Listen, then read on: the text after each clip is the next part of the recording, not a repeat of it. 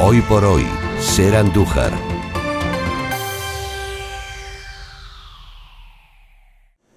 La entrevista que tenemos a continuación aquí en Hoy por Hoy, en Ser Andújar, es con una persona con la que ya hemos hablado, pero a través de otra faceta. Nos vamos a la comarca, nos vamos hasta Porcuna para dar conocimiento de un libro interesantísimo y seguro que importantísimo también para el legado histórico y el estudio histórico de no solo Porcuna, sino también Lopera. Esta tarde se presenta el libro Porcuna y Lopera en la Baja Edad Media. Su autor es Miguel Ángel de la Rosa Millán y lo tenemos en nuestros estudios. Miguel Ángel, muy buenas, bienvenido. ¿Qué tal? Buenas tardes.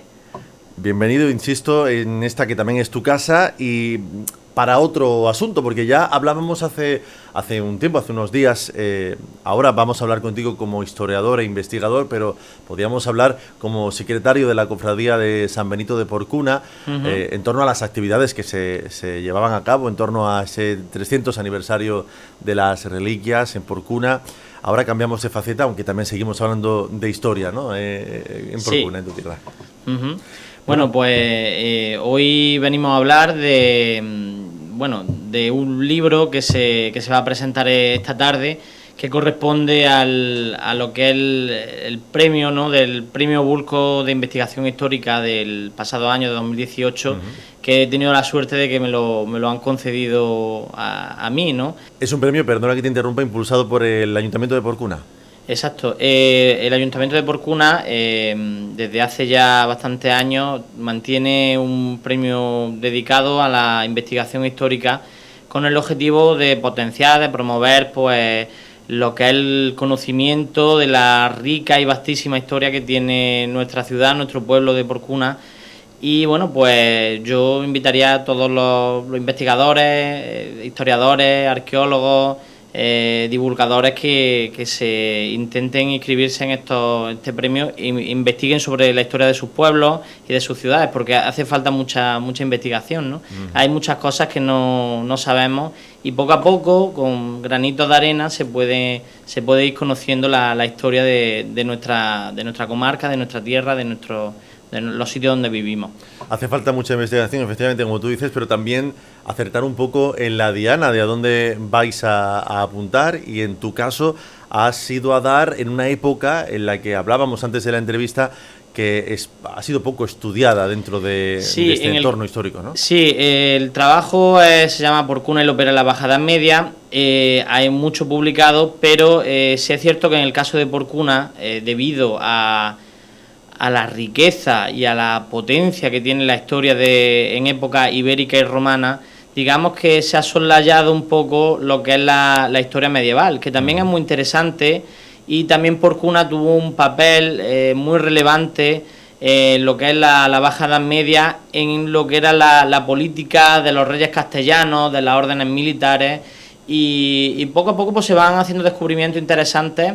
Y bueno, espero que este trabajo contribuya un pequeño grano de arena, ¿no?, a esta construcción que se va haciendo un poco del conocimiento histórico, ¿no?, de nuestra comarca, ¿no?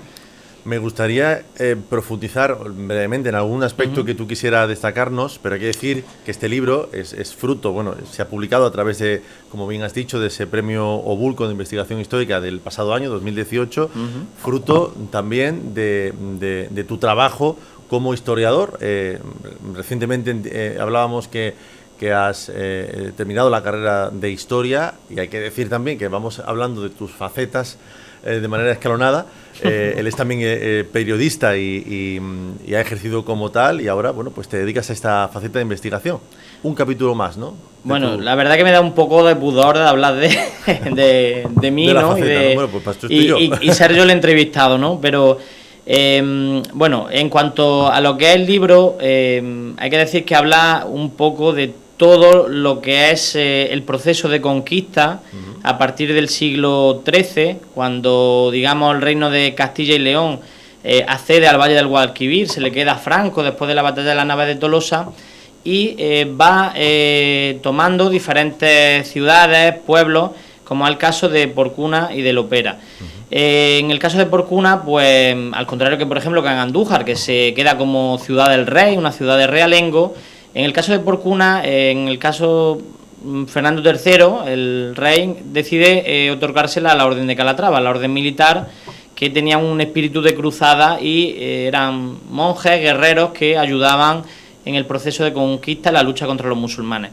Y a partir de ahí, lo que hace la Orden de Calatrava es establecer una serie de encomiendas, que son castillos y lugares donde pues se pasa a organizar el territorio desde un punto de vista feudal y a intentar explotar económicamente ese territorio, y lo hacen, bueno, pues a través de unos castillos. Y en este caso lo que se habla es un poco, como novedad, se intenta un poco dar un poquito de luz, no mucha, porque todavía esto está de manera muy incipiente, sobre lo que podía ser la malla de red de castillos rurales fortificados que debían existir en el Alfoz, en el término municipal de Porcuna y de Lopera.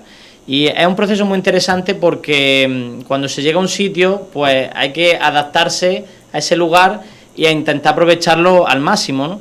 Y en este caso, pues los castellanos, como tienen muy poca población, en este momento hay muy poca población cristiana, deciden optar por un tipo de economía que se basa mucho en la ganadería lanar, de las ovejas, y en explotaciones que además hay que defenderlas con torreones, porque estamos en un espacio de frontera muy peligroso y que está sometido siempre al peligro de algún ataque enemigo desde el Reino de Granada o Andalusí, o incluso en las propias guerras que tenían los nobles y las guerras de banderías que fueron o las propias guerras civiles castellanas, pues que asolaron lo que es el territorio castellano leonés durante el siglo XIV y XV. Es decir, es bastante interesante.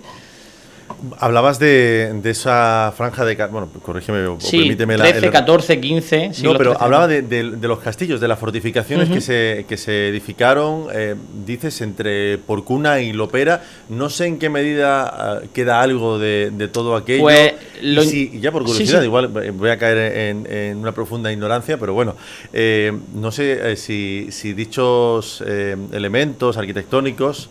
Se sabe, se distingue a qué término municipal pertenecería en este momento. Hay una cosa curiosa, Raúl, y es que hacia el año 1254 hay un documento ya en el que hay un litigio entre diferentes pueblos, en el caso de Baena, en el caso de Porcuna, y tienen que buscar a moros buenos, los llaman en los documentos, para que les digan a los cristianos dónde estaban los términos municipales. Ajá.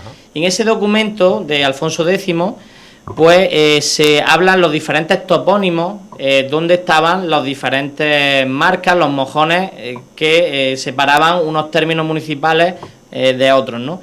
Y se habla de los mismos, esos topónimos, esos nombres de esos lugares se mantienen en la actualidad. O sea que fijaos que maravilloso, que hace de esto pues 800 años y todavía se mantienen esos nombres que ya utilizaban pues los cristianos que llegaron al Valle del Guadalquivir.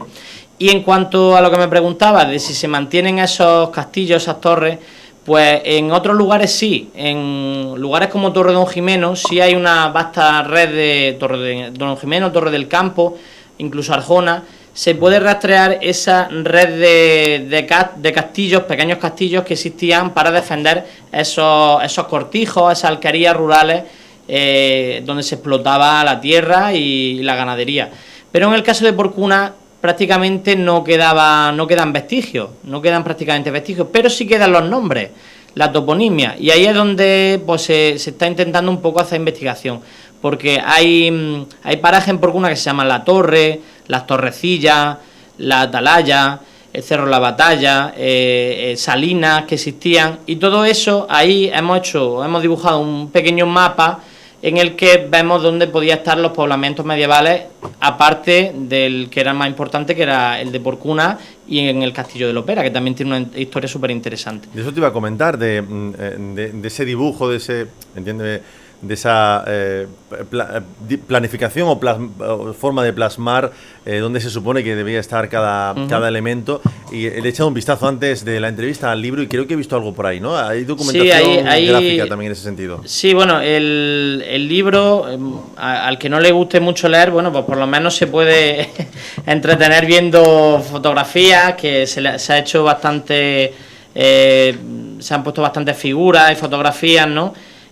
Con la evolución de las murallas urbanas del pueblo, y también hay un pequeño mapa donde se localizan más o menos los lugares en los que, bueno, pues podían estar esos cortijos fortificados, esas alquerías que vienen de época musulmana, muchas de ellas incluso serían villas romanas, porque todo está enlazado, ¿no? Toda la historia está enlazada, y que todavía permanecen como cortijos o caserías, pero que ya no, digamos, no existen esas torres, por lo menos en el término de Porcuna. No existen esas torres, aunque sí han quedado algunos vestigios de fortificaciones de época romana y que luego fueron reutilizados en época medieval. Es decir, que ayuda es un muy poco a corroborar interesante. que esa ubicación es cierta, ¿no? En principio, ¿no?